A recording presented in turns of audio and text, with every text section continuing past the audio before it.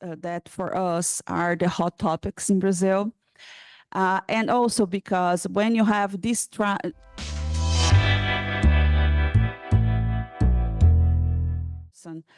it's totally different from, and of course we do it several times, right? Having conferences that are totally online, but in person is still something that I think it's better for deep conversation, and we feel much more free, right, to share your ideas.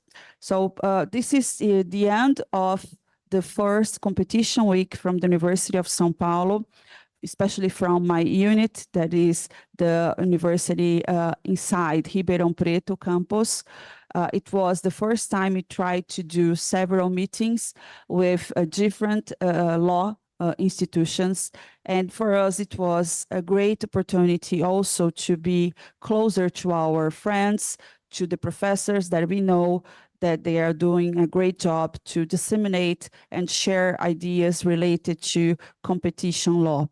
In that case, besides being here with Professor Vitor, I think that I must say that Professor Vitor is one of the most important voices that we have now related to the main topic of the day, that is regulation and competition in digital markets. Especially, we are going to touch this thematic, this subject in a global perspective. So, of course, I'm very curious about, because I would like to listen to Magali and also Professor Vitor, and hopefully we have also students from the master and doctorate program from the University of São Paulo and some from IDP. And we have here people that they work inside the authority. So thank you so much. I can see you all here. We have representatives from the Department of Economic, from the cabinet, the chief of staff, from different commissioners, and also everybody that I can see here. Then you all have space to share your ideas. Then we can have this conversation in a more in a broader way. So Magali, thank you so much. I will give the floor first to Professor Vitor, and then he can give the floor for you. Thank you very much, Juliana. It's an honor for us to have you here, Magali. And as Juliana has said, we are having a very interesting time to discuss digital regulation of competition markets in Brazil. And just to give a background, and we are now discussing a lot about what is the best model of ex-ante regulation for digital markets. And in the beginning of this year, the Ministry of Finance of Brazil has opened a public consultation about what would be the best model for a legal framework. And because of that, we are discussing very important perspectives about how the international experiences can shape a better model for Brazil. And because of that, having you here is so important, not only from an academic perspective, but I would say that it's very important for CADE as well, and for everyone who is following closely this discussion. So thank you very much once again for being here. We are very eager to hear your opinions about what is going on around the world, especially in the UK.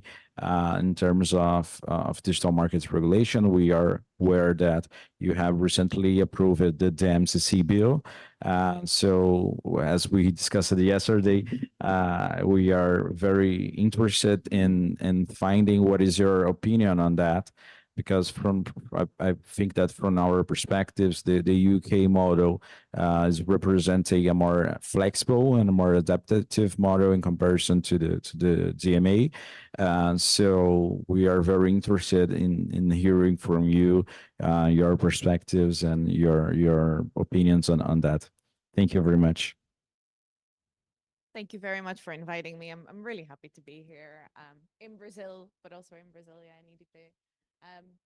So I am an EU citizen, so I feel very closely about what is going on in the European Union, but I live and work in the United Kingdom, which fortunately or unfortunately, depending on opinion, left the European Union, which has a lot of negative effects, but also gave it the opportunity to do something different. And so it adopted a digital markets regulation approach that is different from that of the European Union. As a bit of background here, the United Kingdom was by maybe a month the first one to actually publish a report on the fact that there were problems in digital markets, we needed to regulate, and the EU came a month later. So they won the competition of being first by a month, but then they didn't win the competition of adopting an actual bill, which only was approved this spring.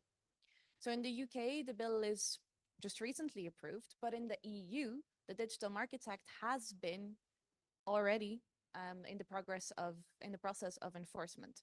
And so already you see that although there are two different approaches, one of the things that I think is important to keep in mind while I explain the UK's approach is that the UK is coming at a time when these big companies like Amazon, Google, Facebook, Apple already are having to comply with the requirements that the European Union is imposing. And so that does create, I think, maybe slightly less maneuver than the United Kingdom might want. So the context for both the European Union and the United Kingdom is a lot of competition law work, right? So the digital markets regulation didn't come out of thin air. What happened is that you have years of trying to enforce the traditional competition law rules against these big tech companies, and for various reasons, this not being entirely effective. One of the big problems is how long it takes to bring new cases, so new theories of harm.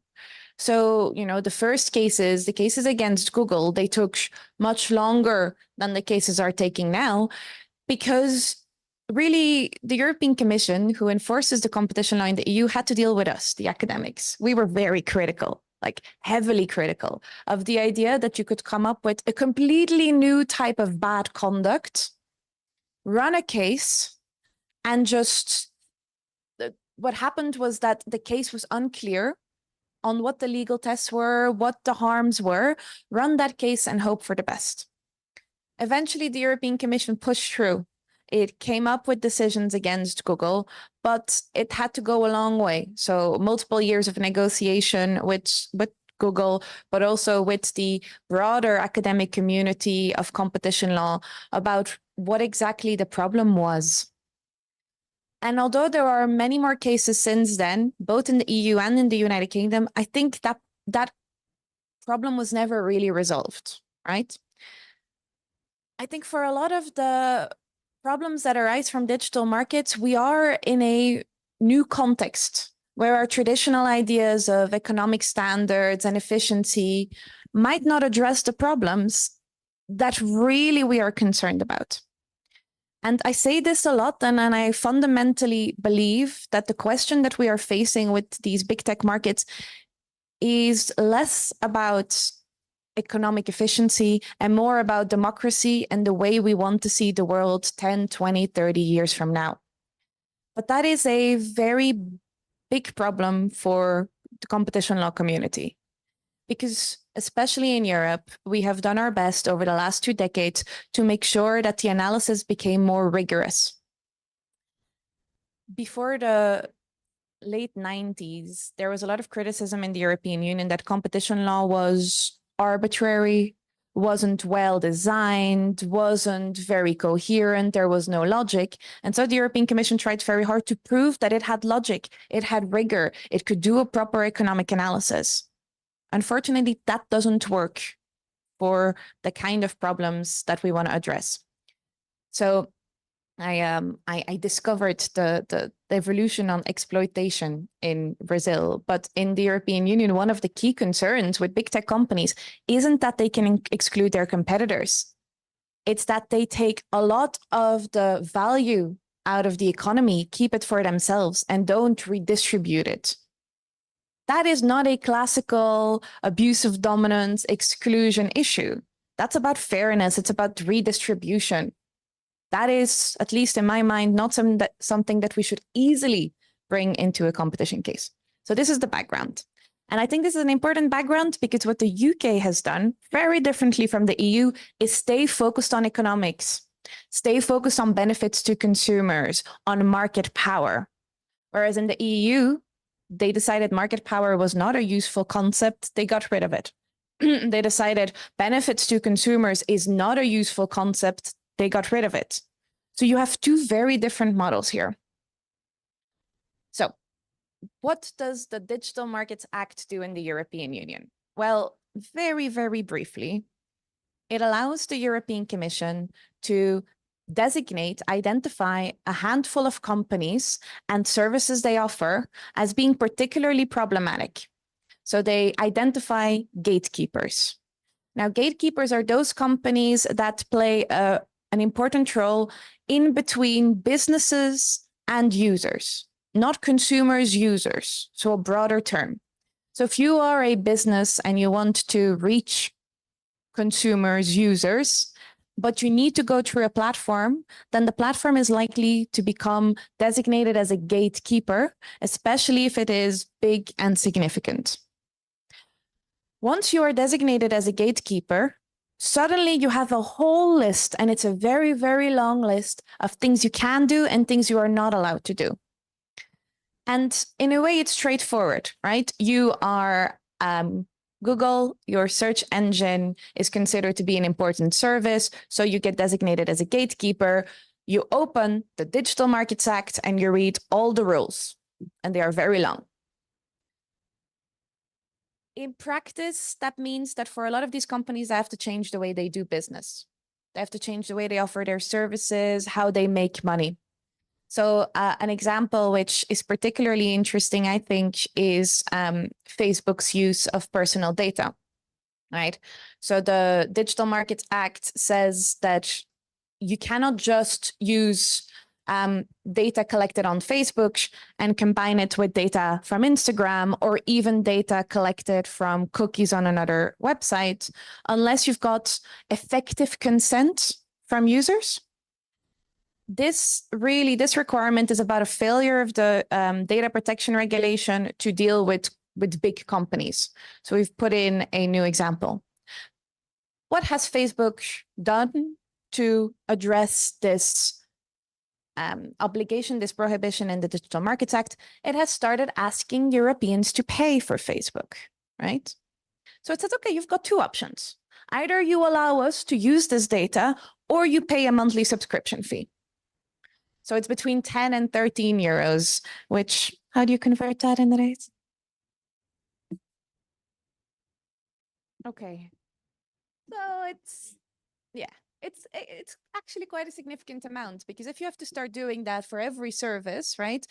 Consumers start paying a lot every month just to not have their data collected. So this is an example of something that wasn't allowed in the DMA. So what happened, and I'm going to keep using the Facebook example, is that theoretically there is a very clear rule on what Facebook is not allowed to do. In practice, the European Commission didn't like the way Facebook implemented this. And there was maybe a few, but that quickly stopped. So the European Commission quickly went and said that Facebook's suggestion of having a payment was good enough. So where does that leave a company like Facebook when this is not the only obligation they have to comply with, they have a long list. Well, they might have to fight with the European Commission over every single interpretation of every single obligation. And they also cannot defend themselves based on any efficiency standard. The objectives of the Digital Markets Act in the EU are not just reducing barriers to entry, they are about fairness. Fairness is one of the key objectives. And so efficiency is not important because efficiency cannot overrule fairness. That's the logic. You can see how this, in a lot of ways, has benefits the system because the rules are supposed to be clear. On the other hand, in practice, it is still very complicated for these companies to figure out how to comply with these obligations. So the UK came up with a different approach. And indeed, you said it's a more flexible approach. It's true. In the UK, the competition authority is in charge of this new bill, and the competition authority will also identify certain companies, like in the EU. But when a company gets identified, it is done based on market power and a strategic position. So the gatekeeper element is there, but it has to come in addition to market power. And once they are designated, they still don't know which obligations they have to comply with, because it is up to the competition authority to decide which obligations they have to comply with, right? So the competition authority will, in a way, create a specific, flexible system that might be different for every single company that is identified. And when they do that, they have to consider whether there are benefits to consumers in designing these obligations. So this is a very different system from the European system. Also, if a company fails to live up to one of the obligations that the competition authority designed, it can try to defend itself by saying, okay, I didn't live up to my obligations, but there are benefits to consumers. This sounds very much like a competition case. But the big difference is that you won't have several cases for each conduct. Instead, the competition authority can look at multiple types of conduct at the same time and identify which ones that they need to comply with, that a company needs to comply with. So all the remedies, all the problems, all the harm can be done in one single go upfront. You don't have to prove harm to competition, but what you still have to do is consider the benefits to consumers. And also the objectives of the UK bill are different from those of the EU. The objectives are fair dealing, open choice, and trust and transparency. There is some overlap with the fairness and contestability idea of the EU, but it is different. It's more specific. So fair dealing is the idea that a big tech company has to provide fair terms and conditions towards its users. Open choices is the idea that the competition authority needs to create an environment in which consumers can choose between platforms freely without constraint. And then you've got trust and transparency. Trust and transparency is really about making sure that platforms open up information about what they do, open the black box, tell users what is happening and what they can expect. And this is very important because all the conduct requirements, all the obligations that the competition authority imposes have to refer to a specific objective. So in the European Union, the European Commission doesn't have to show how the particular obligations in the Act relate to fairness or contestability, because all of this has already been done by the legislator. But in the UK system, the authority has to consider how imposing a particular obligation will help us have more choices online, or will help us trust the platforms more. So that's far more specific. This is about kind of what the differences are between the frameworks. If you ask me which one is better, I think 2 years ago I would have told you the UK system, because, you know, I'm a competition academic and I like rigor and analysis and rules. And, you know, I like the idea of looking at consumer benefits. But there are two caveats on this. The first is that, and I think this is important, the first is that for too long, I and others have thought about big tech as an economic problem. And that's why I like the UK system, because I look at it as an economic problem. But if we're being more honest about it, I don't think digital markets regulation in Europe is about making the economy work better in terms of efficiency. I think it's about power and being worried that we are ending up in a system where we rely on a couple of companies for the essential services of our life. So, you know, what is it, 2 weeks or 3 weeks ago, the airplanes in Europe stopped going because there was a technical fault. I mean, that is scary, right? That is particularly worrying.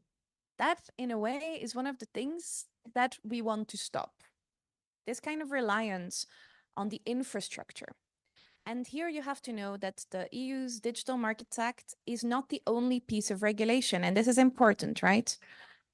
It's a piece of regulation amongst many others in a grand scheme to basically redefine what our economy and our society looks like. We've got an AI Act, which deals with what we consider to be high-risk artificial intelligence. And Facebook announced it wasn't going to introduce some artificial intelligence in Europe because of it. Fine, don't. But this is a choice. It's a political choice. It's a choice to maybe not have certain types of innovation because we are afraid of the cost to society. As a competition academic, this makes me uncomfortable because it's not something I feel like I have much say in. Whereas the UK system is very much competition analysis. It's very economics based. So it's not really about redefining the power dynamics and the reliance of society. It's a more traditional concept. So really which one you prefer depends on the kind of view you see for your society going forward. The second thing is that I think, and I said this to you yesterday, I think the UK came too late, right? What is the point in having a separate bill for companies that literally across the water, not far from you, are gonna have to adapt to a set of EU rules that is already predefined and pre-negotiated? Is Facebook gonna do something different in the United Kingdom than in the European Union? Is it gonna come up with a more flexible consumer, pro-consumer model in the United Kingdom? And if it does, do we want that? So I communicate with my 13-year-old sister in Belgium all the time via social media. If I'm subject in the UK to a different model, different types of data collection, different types of payments, it might actually make it harder to communicate with the European Union. Or to use Amazon to send her, tweets because I feel bad because I'm not always there. That is something that might not be as easy anymore. So even though I prefer the UK model, if it means that communication becomes harder, I would just scrap the UK bill and stay with the EU approach. And I think this is a fundamental question for international regulation of digital markets, because the European Union, I think, very, very openly wants to be the regulator of digital world. It has started early. It is creating the default. What does that mean for the rest of the world? For the UK, that means I think they're going to have to adapt to the EU system because of proximity. Is it the same for, say, Brazil or India or Japan, where they've also adopted a bill, a much smaller bill? Or can they do something different? And if they do something different, does that mean that what's up here and what's up in Europe is going to be fundamentally different? And is that a problem? Juliana knows that I am very concerned about your usage of WhatsApp in Brazil. I will repeat this. You have no work-life balance here. Like, honestly, students who can send messages to their professors on WhatsApp, it drives me wild. That's what email is for, right? And you shut email off and you go home. But we fundamentally already use these services differently, although the capacities and the functionalities are the same. So what happens if you start regulating it differently? Do we get a different approach? Or, and if this is controversial, I'm sorry, how much power do you think Brazil has to adopt regulation that is different from the EU? Will the big tech companies use this as a leveraging mechanism to say, sorry, but I already have to comply with the Europeans, and the US, if they ever manage to do anything, I will have to comply there as well. I really cannot create a third version. I think this is an existential crisis for the world, because I think the European Union, and I love my home, but we are creating a standard for the world without democratic legitimacy. We have not asked your permission to do what we are doing, right? So perhaps there is a conversation to be had in the background about how nice it is for one standard to become the de facto standard. But I know this is not a very positive, upbeat thing to say. So I'm particularly curious to hear what is going on in other countries. So I'm going to Asia, I'm listening there. And they seem to have the feeling that it's kind of okay to have a de facto regulation somewhere else. But I'm not sure that this is a completely, like, I think this is a completely different context from Brazil. So I think in Brazil it would be interesting. And if you want to not be subject to this, maybe you should hurry up. Is that a bad way to end the conversation? Well, yeah. So I prefer the UK system, but I am doubtful the UK system will work. There's one big difference as my last point between the UK and the EU system, which is the UK system is much more removed from politics than the EU system. Already the competition authority there is subject to an independent competition tribunal. So will the digital bill. The digital markets bill will be subject to an independent tribunal. The competition authority in the European Union has some really brilliant people, but at the head is a politician, right? That's a very different dynamic from that in the UK. Also, across both the EU and the UK, cooperation between regulators is very, very important in digital markets. And in the UK, they've established a very good system, the Digital Regulation Cooperation Forum, for looking at the same problems from different angles together. That means that for years, they have invested in resources. They have data scientists, both in the competition authority and in this forum. So I think the main issue here is resources and money. You need to be able to bring digital cases even before you have a bill, which requires a lot of investment, and not just competition lawyers or economists, but also computer scientists. And I think that is the main advantage of the UK system, how well prepared they were to deal with algorithms, for example, because they were so well equipped. I will leave it at that.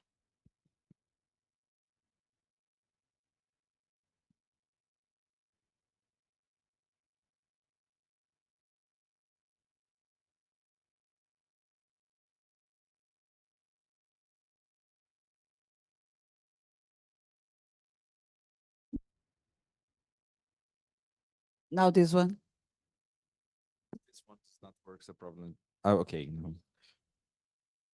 So thank you very much, Magali, for this wonderful and comprehensive review about the UK system.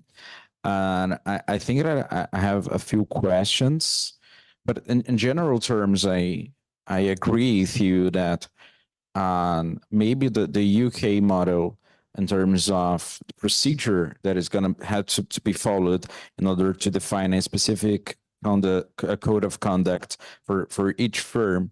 And it's not very clear to us whether or not it's going to be similar to a competition law, very traditional competition law cases, and maybe the problems that we have seen over the last years with abuse of dominance investigations may come into play as well. So they need to find high standards of proof that this kind of business model may imply some anti-competitive effects for competitors and maybe imply some negative effects for consumers. So that's not easy to prove, and we don't know yet upfront whether or not there's going to be a sort of assessment that has to be part of the procedure in order to set the kind of conduct.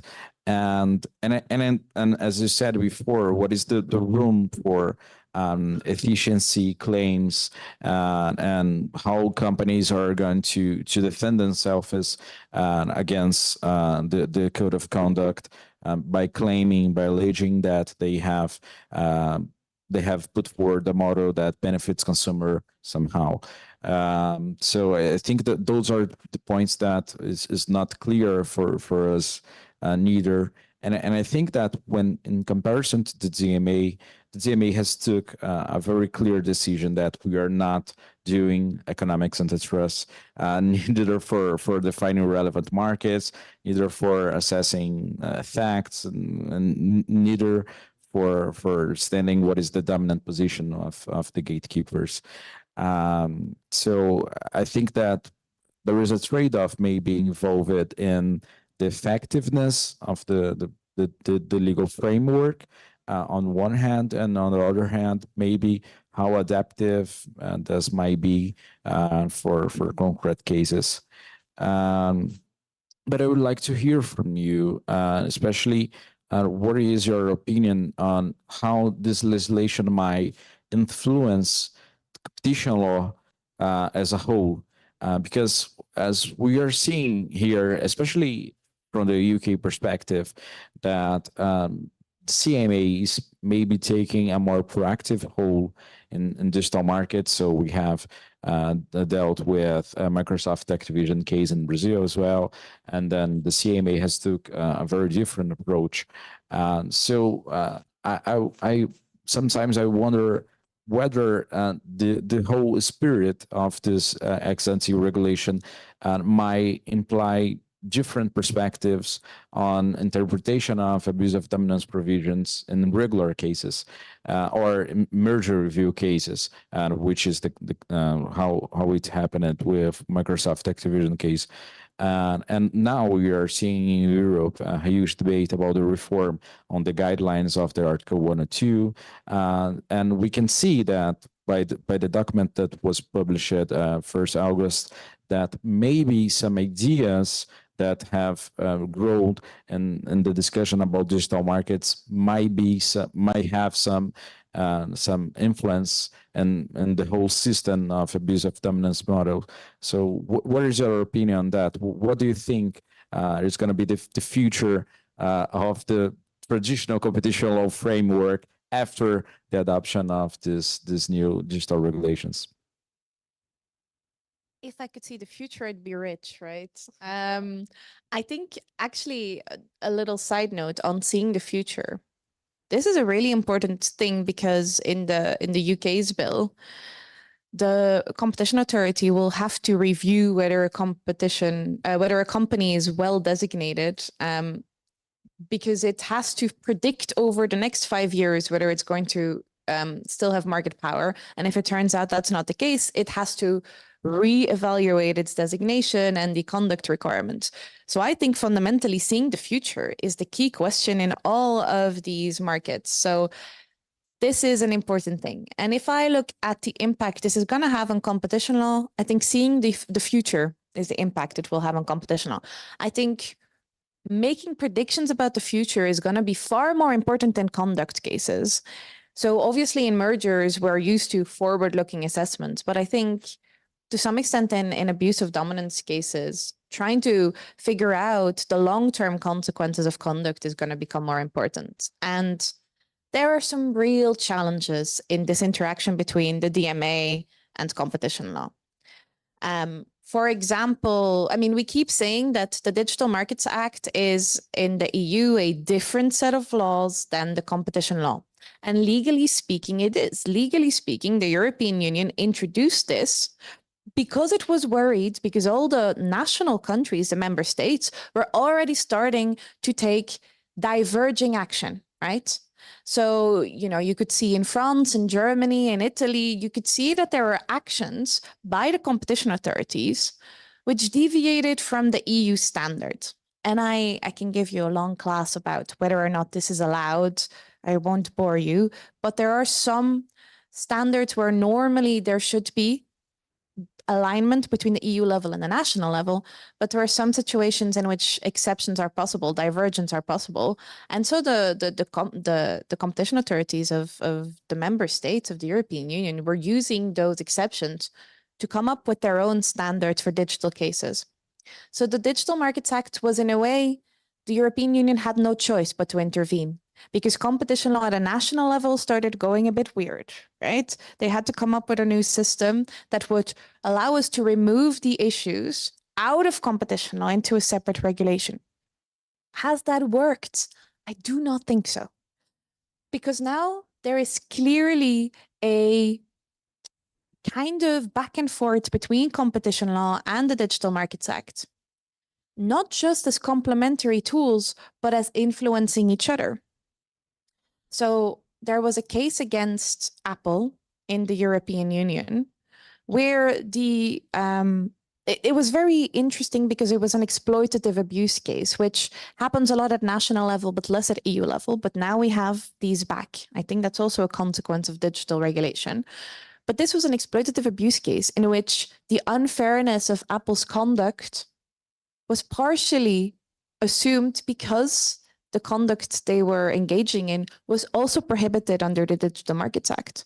So in a way, there's this link you make where you say, okay, Apple is not allowing, I don't know how many of you play games on your phone, but not allowing a games app to say, please, to consumers, please go on my website and buy it there because it's cheaper. This is prohibited under the Digital Markets Act. And it was also considered a little bit before a decision under the Digital Markets Act under competition law as being unfair, because it was unfair under the DMA, so it's unfair in competition law. That is a very strange evolution for two things that are supposed to be separate. So is it going to impact competition law? Absolutely. In the UK, is it going to impact competition law? I think so. But it might be less worrying because the competition authority has an experience already with looking at certain cases under their market investigation tools, which is something the European Union doesn't have. And it's a system in which the competition authority can look at a particular industry and say that certain premises, certain conducts are problematic for competition without finding that there was an infringement. So this is a tool that has worked very well in the UK. If you cannot prove clearly that there's an abusive dominance, but you think there is a problem, you can start a market investigation in which you say, I think there's a problem. Don't worry, we are not punishing you, but we're asking you to adapt what you are doing. So there's not that punitive element. So I think the interaction at a UK level might be less big or less shocking because we're used to that tool. But at the EU level, I think this is opening the doors massively to a change in competition law. And you mentioned a change in the guidelines on exclusionary abuse. So in the EU, we've never been a pure consumer welfare jurisdiction. If you understand consumer welfare as being efficiency-based, we've always rejected this. We've always thought that consumer welfare involved far more things than efficiency. And our reforms weren't the Borkian reforms to bring efficiency into competition law because we wanted more economics. The reforms in Europe were because the European Commission wanted to prove that it could do a rigorous analysis. Rigor is what mattered, less than the substance, if that makes sense. So now we're just opening it up even more. Our consumer welfare standard was always very broad. Well, now in Europe, it's becoming even broader. But what I'm afraid of is that we're losing rigor, that we're losing clarity. But this is why I like that we're going to have new guidelines, because at least the guidelines will tell us what the European Commission is envisaging. But they already in the new proposals and the new discussions, you see the idea that, you know, indispensability and like refusals to supply might not be as necessary as we thought. Proving actual effects on competition may not always be necessary. And so we're, in a way, allowing far more assumptions about the future than we did before. And I think that comes from digital regulation. But I think it's feeding into the broader competition law framework. Whether that's a good thing or a bad thing, I think time will tell. So, yeah. Thank you very much. And of course, the floor is open to questions. If anyone wants to make a question, either anyone here or people who are following us online.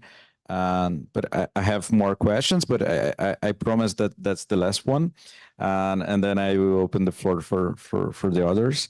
But you have mentioned a very interesting feature about the UK system that we have been discussing in Brazil as well, which is market investigation. In Brazil, we have some quite similar instruments, but we don't use them a lot. And when we see the DMA, especially the Article 7 of the DMA, they kind of bring some idea about market investigation. And I would like to know better, what is, in your view, the differences maybe between markets investigation in the regular UK model, the process of following the DMCC bill of defining a relevant code of conduct for firms in digital markets, and maybe the Article 7 of the DMA, and which standards those are the very same kind of procedure, and how they are different or not. Is it defined clearly, or it's open to we see in the future what is the difference between them? Okay, there's a lot there, and I'm going to do what lawyers and academics do. I'm going to cherry pick your question. I was a little disappointed in the EU because before the DMA was adopted, there was a big debate about bringing a proper market investigation tool to Europe. And I thought that was the most interesting way forward, because I thought being able to investigate industries, looking at the structural problems and the behavioral problems without having this punitive element, I thought that was very important. My concern with the first Google case in Europe was that I felt that it was a harsh punishment for a conduct that wasn't clearly illegal by our then standards of competition law assessment. But I didn't have a problem necessarily with intervening in those markets. I had a problem with finding a breach of the law based on a lack of clarity beforehand. So to me, a market investigation tool would have been excellent, because you would have been able to investigate markets, have a dialogue with the companies, without having this idea that not only have you broken the law, you can go to courts and get damages for consumers, there can be follow-on litigation. I thought all of that, it would have been more straightforward to have a tool. We didn't get that tool in the EU. The DMA doesn't have a proper market investigation tool. What it does allow is to study those industries better in order to update the DMA and update designations. That's very specific. And I feel like that doesn't help us necessarily future-proof what we do. Like, think of AI, for example. The moment the Digital Markets Act was adopted, everybody started saying, oh no, we have a competition problem in artificial intelligence, and it's not covered by the DMA. And we just adopted the DMA. Should we reopen it? And some people were saying, well, maybe we can do market investigations to try to update the DMA, but it's really still to update the bill, right? And so that's not as flexible or nice as I would like. Whereas in the UK, they can look at artificial intelligence and they're their market investigation tool. So there is a distinction between market studies in the UK and market investigations. So you can do a market study of an industry, but if you want to really impose change, impose remedies, you have to go to the next step, which is a market investigation. So what we say is that between a market study and a market investigation, you have a reference to a market investigation. It's all very technical, but what it gives is it gives the competition authority an opportunity to broadly look at an industry, get feedback from stakeholders, companies, academics, consumers, consumer protection agencies, about how an industry works and whether there are problems. Do this broad study, and if it then appears that there's a problem, continue with a market investigation to then impose change. That's a really, really useful tool. And I think it should be used far more for countries that have it. It's back on the table now in the EU. Academics are pushing again for a market investigation tool. I don't know if we will get it, but I think it's important. So to me, that's a really important thing to do. What's going to be interesting is the dynamic between market investigation tools and the codes of conduct. So the DMCC bill in the UK was adopted later than we all hoped for. And at some point, there was a market investigation into music streaming. And the authority then said, well, we don't have to do anything here. Like, we've done the study, here's our report. We think consumers benefit, even though there might be actual problems for companies. but we think there might be a lot of benefits too. We don't have to do anything because we're going to get new powers under the digital bill, and then the bill took longer to come. But the results of that market study might actually be useful for the conduct requirements that are now going to be imposed. So it might be possible that the competition authority says, you know, we had this music streaming report and some of the issues there aren't efficiency issues. Maybe we can incorporate them as conduct requirements later. So I think that's going to be a nice interaction. And market investigations will go on outside of digital. I mean, we cannot forget that the world goes on outside of digital, right? So currently the competition authority is looking at pets, veterinary services. And one of my colleagues, David Reeder, he's looking into it, and he's doing things that are, I think, in a way more fun than what I do, because he now goes and he actually plays with dogs as part of his competition law work. Now that work is still going on. So the competition authority is doing a lot of work. It looks at the price of medicine, the price of food, the price of pet services at the same time as digital. So my feeling is the market investigations are going to focus more on non-digital, and the digital stuff is going to be more under the new bill. But there is an interaction there, I think. But if you have a tool, I think you should use it. So. Thank you very much. So as promised, I will not monopolize this, but I would like to ask you a last question of mine. And actually, I would like to share with people who are following us a conversation that we had yesterday. And Magali has asked me why in Brazil we are so afraid of having exploitative abuse of dominance, because she has the feeling that everyone in Brazil is a little bit scared with this possibility. And I would like just to mention that. And I'd like you to share what is your views on the current status of exploitative abuses in the EU. And you have told me that in the national levels, it's quite common for competition authorities to bring cases based on that. So just to share with our audience what you told me yesterday. Exploitative abuse. When I teach my students, I leave exploitative abuse for the last, because I feel like it is a bit vague, right? It's about, to some extent, it's about feelings, not about analysis.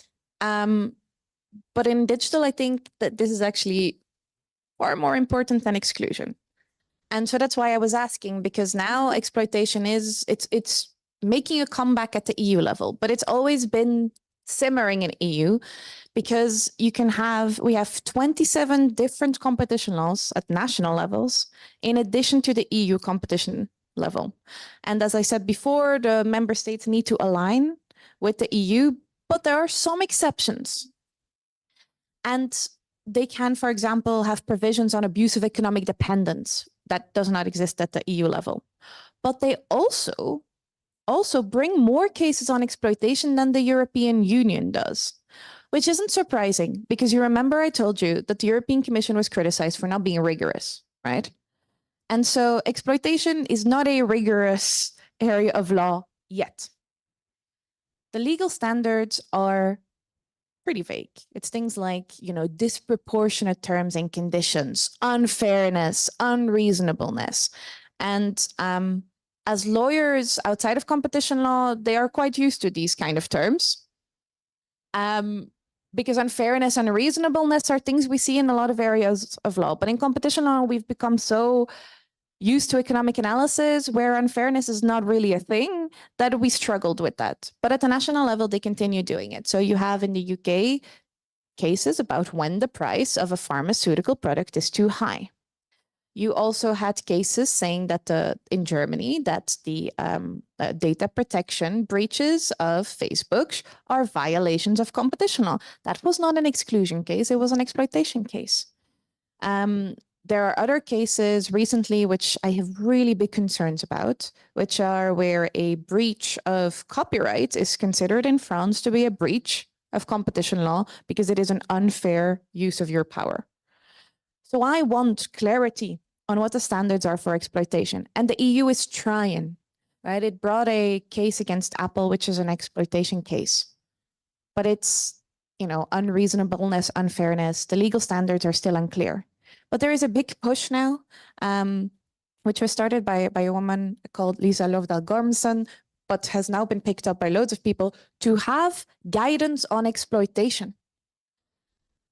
Very early on in the history of competition law, in fact, in Europe, there was a discussion that maybe we shouldn't care about exclusion, we should care about exploitation. Because the real problem is when a company has power and it can use it to the detriment of those around it. But we focused on exclusion for obvious reasons, because it's rigorous, and because the idea is that if you can intervene to make the market better, you then don't have to intervene on the specifics of how market power is used. But when that hasn't worked, when the market is already in a system where it has tapped to power, perhaps exploitation is the way to go. So if you ask me what the current standard is for exploitation, at national level, it exists. At EU level, it's coming back. The last 20 years, it was simmering, but it is now coming back. And I hope that the comeback comes with clarity on legal tests, but I cannot guarantee that, but I hope it does. But in a way, I think exploitation is the main issue in these markets. And whether or not I feel comfortable with a lack of legal tests, I think this is where it's going. This is the future.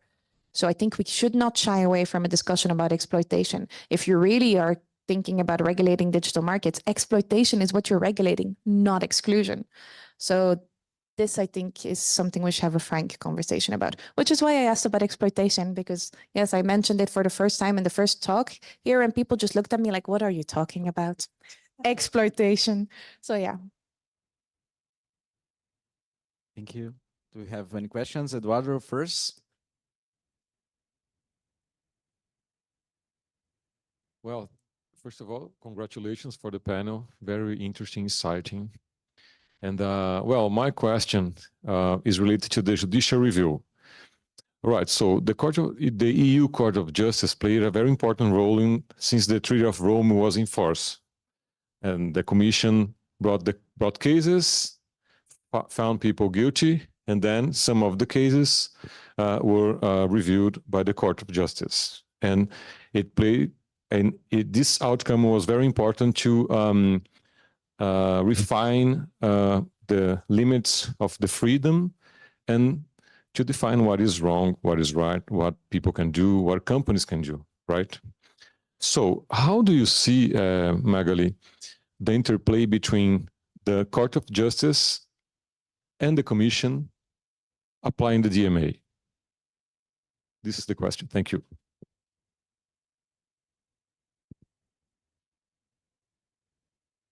Well, when I teach my students, I tell them that they cannot say what the law is until we've had a Court of Justice declaration. The European Commission does not make the law. The European Commission enforces the law. Now, obviously, in practice, the European Commission creates standards. They then have to be approved by the court. But to me, they are not law, they are policy. They are not law until they are approved by the court. But sometimes that takes a long, long time. And so in the meantime, the European Commission takes a decision and other decisions follow on based on the same standards they've developed in a previous case until the court then intervenes and tweaks something. And then you have a question about the impact on ongoing investigations in the European Union. When the process goes fast, it's a really good system. When the process takes a long time, it doesn't work very well. You see this with the Google shopping case, right? I mean, the general court does a review on all the facts, and then the Court of Justice has the judicial review on the law. And I was disappointed with the first general court judgment. I thought it didn't go far enough in telling the Commission that, it should have obeyed some more legal standards. But in order to get all the way to the Court of Justice, in the meantime, we've had so many other decisions. So in a way, it becomes an irrelevant point for the companies that are already subject to these commitments and these remedies. The Court of Justice, as you said, has played some really important roles. And it has changed some things. It has re-emphasized the importance of market definition in some cases. It has told the European Commission that when a company puts forward economic evidence, the European Commission cannot ignore that economic evidence. So it has set a lot of really high standards for the European Commission to follow. But this becomes harder to do in digital, where things move much faster. And also, and this is an institutional thing, but I think it's an important one to know, the Court of Justice now has far more matters to deal with than it used to. It used to be that market integration, free movement, and competition were very, like, the bulk of their work. Now, the Court of Justice looks at human rights, social issues, tax issues, financial issues. So it's becoming more and more inflated, which also makes me wonder how much expertise on competition specific will remain in the Court of Justice going forward, and how much time they will have and resources to deal with the cases. That's an institutional question, right? But I think it's an important question. And you know that I like in the UK, we have a specialized competition court. I think that is very important because I think these matters are different, right? I think there's a level of understanding of market dynamics and economics that is vital in order to be able to review a case. Interestingly, in the UK, under the new bill, they have decided to limit the court's involvement to matters of law, not matters of fact. And that was a big debate in the UK.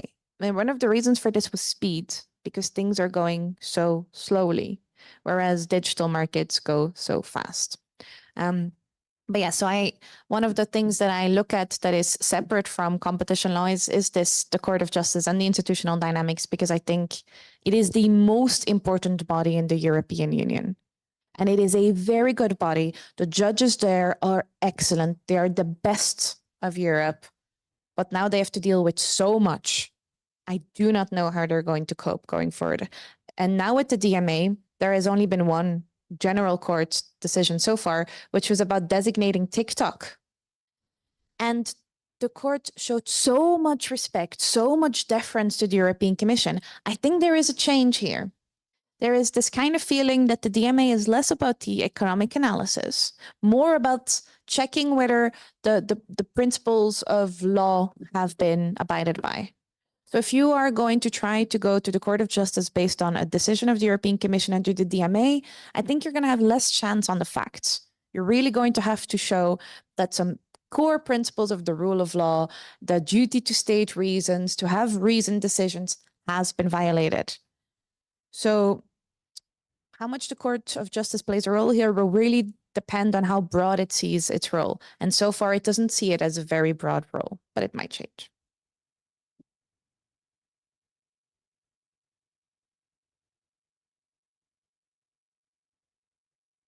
So first, thank you, Magali, and thank you, Professor Victor. I was talking with my students, and I asked them if they would like to to have this space to give, and also made you some questions, but they were just like, wow, it's difficult after Professor Victor. And but I think you just said, you are just sharing with us, for everybody here, some views that in different ways, especially when we are only reading, it's not so clear. I'm talking about especially the students that they have researchers ongoing, right? And one question that was raised from one academic was related to the guidelines, how Europeans or also people from UK, if they have the kind of deference when you have a guideline, if we can really consider a guideline as a kind of soft law. So maybe you can just give your opinion about this. And of course, if someone else would like to, question or make some comments, you're all free here. We are in a free space, but then you can go ahead and talk a little bit about the guidelines. Oh, I think without a doubt, guidelines are soft law. Because even if the European Commission, so the first thing to know is European Commission, there is an expectation that it is binding itself with its guidelines, right? And when it deviates, it has to explain why it deviates. So this is important. There are some decisions of the court where it said, well, you know, guidelines aren't binding, but if you're saying what you're going to do, then you should do what you said you're going to do. So guidelines are important there. Even though guidelines aren't law, they aren't binding. I think, therefore, companies do look at the guidelines, right? They do believe this is an accurate portrayal, at least, of what the commission's going to do going forward. And a commission cannot bring every single case. So looking at the guidelines gives you a good idea of its priorities as well. So far, what we have aren't guidelines really about the substance, but they're about the priorities of the commission. So we're really looking forward to having more substantive guidance. But what I think is particularly curious is when, so the commission knows that really the law is what the court says. So sometimes it will, how do I say this diplomatically? Re-encapsulate, reformat, shape court judgments in its guidelines to justify its own interpretation of what the law says, which is a very creative exercise. I love it. Like, and I read it sometimes and I think, wow, you should have written a PhD. This is brilliant. But it is curious because it makes you wonder what the interaction is between what is said in the guidelines and what is really meant by the court. And that takes a while. So in the meantime, until the court says, actually, that's not what I meant, the guidelines are, for better or for worse, the law, right? So you follow it. I tell my students they're not allowed to refer to the guidelines as the law, but they still do, and I don't punish them because in actual fact, that's how lawyers behave too, right? When they give advice to companies. So yeah, guidelines are soft law. I think so, definitely. Yeldans, okay.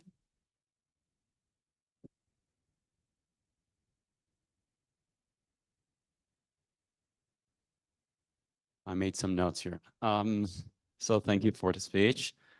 Magali, you have spoken about the differences between the member states, especially regarding exploitative abuse. And we also have differences regarding the legislations, the already existing legislation of member states. I take the example of Germany. So how do you see this difference can impact on the long term for this global standard that you've said the DMA has created, that the European Union has created, especially because the DMA is a regulation, not a directive. So how does this process of harmonization would work, or is there no process of harmonization to be made? And that's it, actually. Harmonization is always the main thing in the EU, right? The main goal of the European Union fundamentally is to keep Europe united. So whenever you've got a fragmentation that undermines that, there is a problem. And I think it is one of the main drivers for adopting the DMA is there was a risk of divergence. The Germans had the first mover advantage here, right? They came up with a new provision within their competition law, which also looks at gatekeepers, is kind of a hybrid between what the DMA does and what competition law does. I'm not going to go into details, but it's not entirely the same, but it covers the same kind of conduct and the same kind of companies. The DMA had to deal with that. So it has a clause in it. And this I find very worrying. It has a clause in it that allows national provisions that have different objectives to the DMA.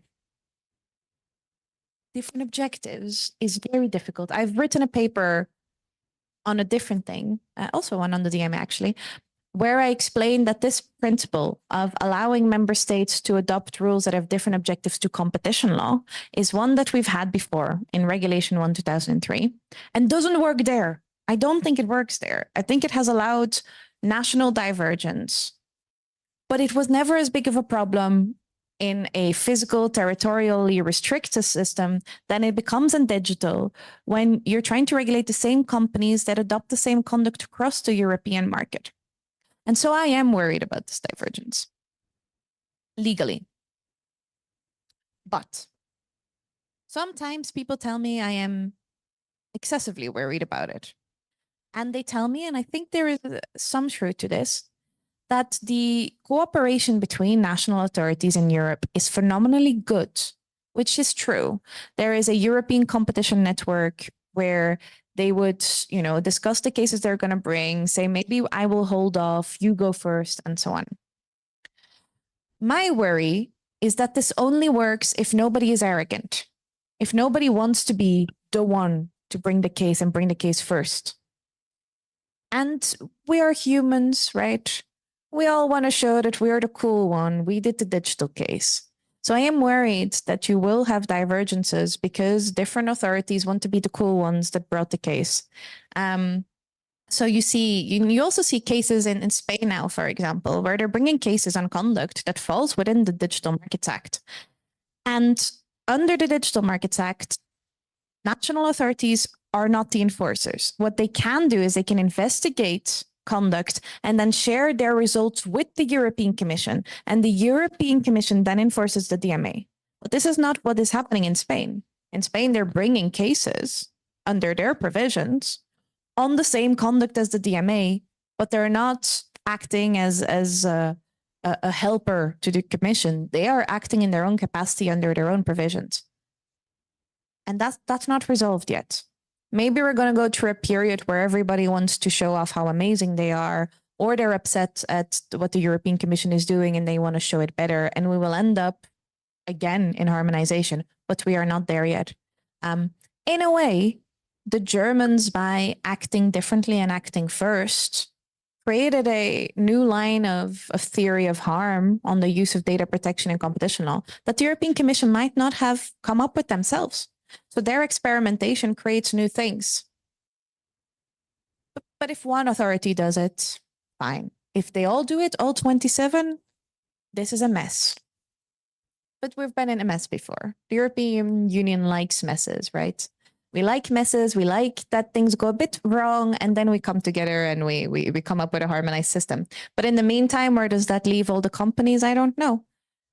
That's, if you are advising companies, this is for you to worry about. I'm an academic. I don't have to. I am not paid to give advice to companies. So, yeah. Here, there is another question from the online audience, okay? So since I am without my glass, I will try my best. Since the main concern is value, distribution, and fairness, isn't exploitative abuse a problem more suited to be addressed by consumer protection authorities instead of competition authorities? No. No, because at least in Europe, I don't want to speak for Brazil, consumer protection is completely different. The market power angle is still there in exploitation, right? You're still going after companies for their use of market power. And you're not just protecting consumers, mainly you're protecting their trading partners, so other businesses. If the question had been, is unfair trading law a better area? Maybe. And this is where the difficulty with exploitation is the dividing line between what is exploitative abuse of dominance with a market power and a competition and a market element versus what is an unfair trading practice in just a bilateral relationship. That's difficult to draw, I think. And it's like something I'm worried about. It's something I write about. But is it consumer protection? I don't think so. Also, because it's not about consumers. Like the care, and this is very important to emphasize, it's not about consumer welfare. We're not here to protect consumers. That is not what digital regulation is about. I hope that helps. Thank you, Magali. I don't know. Okay, so we have one more question from Lillian.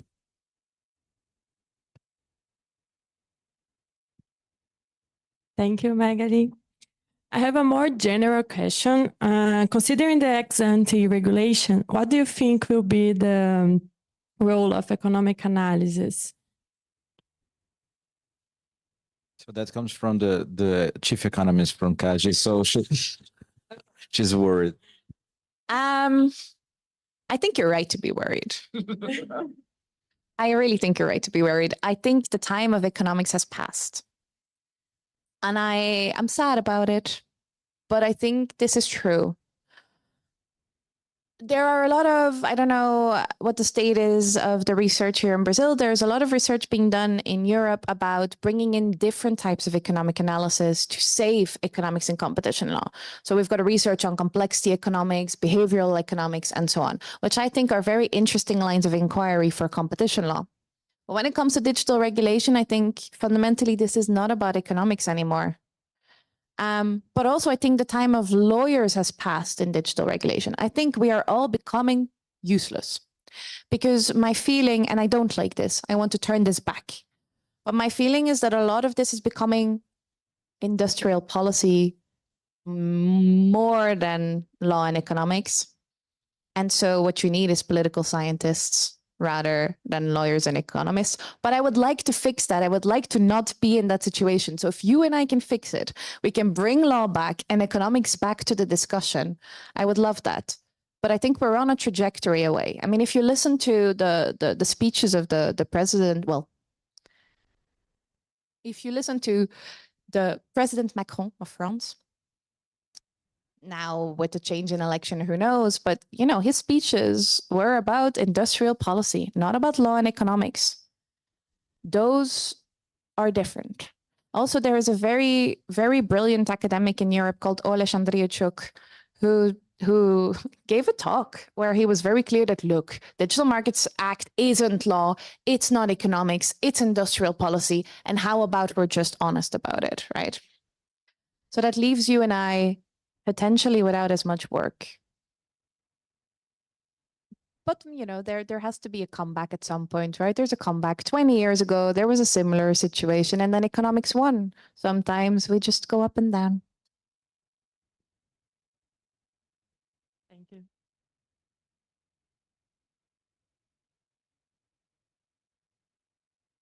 So, anyone? Do you still have questions online? Okay. Yeah. Thank you. Yeah, some people just saying good things about the discussion. Oh, very important discussion. Thank you. We had this question here. I didn't receive any other question from the audience. Maybe you still have a little time to do it, right, Professor? Yeah, We have 5 minutes, 4 minutes more. Yes, I think it's a good moment to think about different questions. But besides, I think that we have time, Magali, then you can show here to the institution a little bit what you're doing, because you're very involved in the Escola board. Escola is the Academic Society for Competition Law. I am here representing the Brazilian chapter with Professor Vicente Bagnoli, but we still need to have more Brazilians involved. We could see in the last conference, our group was a very special group, but not a huge group. And we have several great researchers here in Brazil. And I think that maybe we just need to spread a little bit more the work that we are doing. And Magali here is a very important head inside the decision-making group. So that's why I think it's really an opportunity for us, especially here for this institution, that I know that we have great researchers to understand a little bit what we are doing. And then, of course, she also can share our next meeting, that I think it's a great place to, of course, they're not going because of it, right? But then you can know the following conference that we are just, organizing for next year. Yeah, so Escola is the Academic Society of Competition Law, and it is brilliant. I am not biased. It's really brilliant. The challenge in Escola is to bring the whole world of competition law research together in one place every year in person, and this works to some extent. But the reality is that a lot of that we're missing some representation of this part of the world, right? We've got some really great Brazilian scholars that come, but and now discover how many more Brazilian scholars and enforcers there are. So I think there is scope for you to come. There's always a moment where we listen to what is happening across the world. So having a representation of what is happening here would be interesting. Similarly, you know, for you to hear what is going on, not just in Europe or the US. So, you know, Japan is regulating digital markets. This year, we had someone from Japan explaining what is happening with the digital markets bill there. So those kind of things are really interesting. But also it's a lot of fun, right? It's a really fun conference where you see academics present their research, but then also like socialize and relax. So I really like it. Next year is in Chicago in the United States. And so we're going to go there at the end of June, led by Spencer Waller, who is going to be helping us organize the conference. And so it's going to be a phenomenally fun thing to do. In addition to that, there are many regional chapters of Escola. So we've got Escola Brazil, Escola Latin America. Is that one? Yeah. And so there are multiple regional chapters that do online activities, in-person activities. So you can definitely join those if you want to. But yeah, I feel like the competitional world is both massive and small. And if you want to see just how small it is, you come to Escola, the same people all the time. Okay, so we have a question here. Where here in Brazil, we overlook a lot on Europe and DMA to enhance the discussion on digital markets. What are the main differences that you see on the European and Brazilian market? And how could we make better policies considering the Latin American perspective? That's a hard question. I mean, some things that are really cool is the way you've done, you've created the new payment system, right? Yeah. I think that's phenomenal achievement. And it's one that I had a PhD student who was giving a talk. It was really, really good about how that could be a model for the way we do things in Europe. So sometimes, you know, we can also reverse the conversation. I think the conversation shouldn't always go into the Europe-US direction to Brazil. What you did here is really impressive. I think just as an outsider looking in, your reliance on digital services is different from ours. And I think we need to have a frank conversation about that, right? There's a desire for the future that I think is different here from in Europe, right? So Europe is not good at innovation anymore. Have you seen us? We're lagging. But to some extent, that's, you know, there's now more conversation about investing in innovation and creating new products. To some extent, that's not the priority. The priority is to create a quality of life and maintain our standards of living.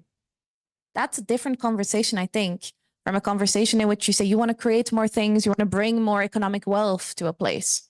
And so that might be a big difference that I am not sure how you bridge that gap. But this is as an outsider looking in. My knowledge of the Brazilian economic situation is not good enough to make any kind of clear verdicts. But that, I think, is the main thing. Like, what do you want? If it's like the Belgians and you want to just maintain your quality of life, your 9-to-5 job, your amazing holidays, that's different, I think. Thank you. Thank you very much. So, do we have any questions? I don't think it's so. So we are a little bit behind of schedule. So I would like to finish this by once again, thank you, Magali, for being here with us. It was very, very insightful. And I think that we all live here with the impression that we have a lot more to study and to explore in this discussion. So thank you very much for being here. I would like to thank Juliana as well for our partnership and for bringing Magali to Brasilia. It is awesome to count on you for that kind of initiatives. And thank you for everyone who has joined us both personally and online for that. It was very, very interesting. Thank you. Thank you all again. And thank you, a special thanks for you, Victor. I think in the University of São Paulo, we started now to be much more concerned about, have this kind of interaction with different institutions. And the first day I just start this conversation with you, you were so open and it was so easy to organize everything. So for me, it was a huge pleasure to have this conference with you. And also it was super great to show you our capital, right, Magali? I think it's something that you must share to the others. Otherwise, they keep on going to Rio and São Paulo, right? So Brasilia has its own beauty, and I'm super glad that you are here. We have people from the authority regulation here, the students, the academics, the specialists. I could see during the whole I was monitoring, okay? So the chat was super nice to follow all the comments. So I really expect you that you can come again. And of course, I really expect to have more conferences and meetings with IDP, especially with you, Victor. Thank you so much.